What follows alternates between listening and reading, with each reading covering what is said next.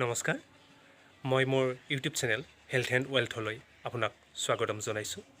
আজি মই আপোনালোকক আইডিয়েল এল'ভেৰা জুচ ব্যৱহাৰ কৰি আঁঠুৰ বিষত কি ধৰণে সুফল পাব পাৰি তাৰ বিষয়ে এটি টেষ্টিমনিয়েল ভিডিঅ' আপোনালোকক দেখুৱাব বিচাৰিছোঁ।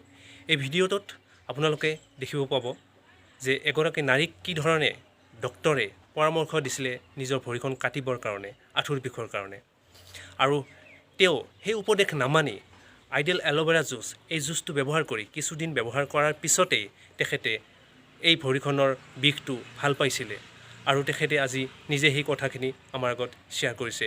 আহকচোন আমি কথাখিনি শুনি লওঁ। মোৰ নাম শ্ৰী মঞ্জুমণি বৰঠাকুৰ। মোৰ ঘৰ ব্ৰাহ্মণ গাঁও চাৰিআলিতে।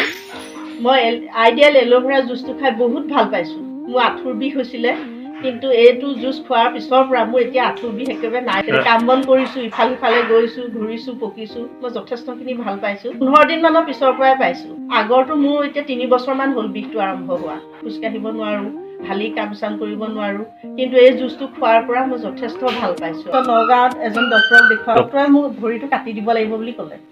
হয়, তেখেতে ক'লে যে আপোনাৰ ভৰি কাটিব লাগিব, একো ট্ৰিটমেণ্ট নাই। ভয় লাগি গ'ল, ভৰি কাটিব লাগিব আঁঠুৰ বিষত। আৰু তেওঁ গুৱাহাটী এজন ডক্টৰৰ ফোন নাম্বাৰ দিলে যে তেখেতৰ লগত যোগাযোগ কৰিব, 3.5 লাখৰ ওপৰ হ'লেও কম নহ'ব আৰু।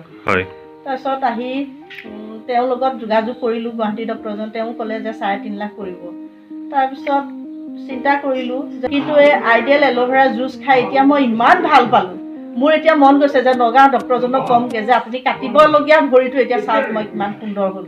এই এল'ভেৰা জুচ খাই মই কিমান ভাল পাইছোঁ। 2 লিটাৰ প্ৰডাক্ট খাই মই বহুত ভাল পাইছোঁ। মোৰ এলাহ ভাৱ নাইকিয়া হৈছে, কাম বন কৰিবলৈ এতিয়া মন গৈছে। ঘৰৰ কাম বন কৰোঁ, খোজ কাঢ়োঁ।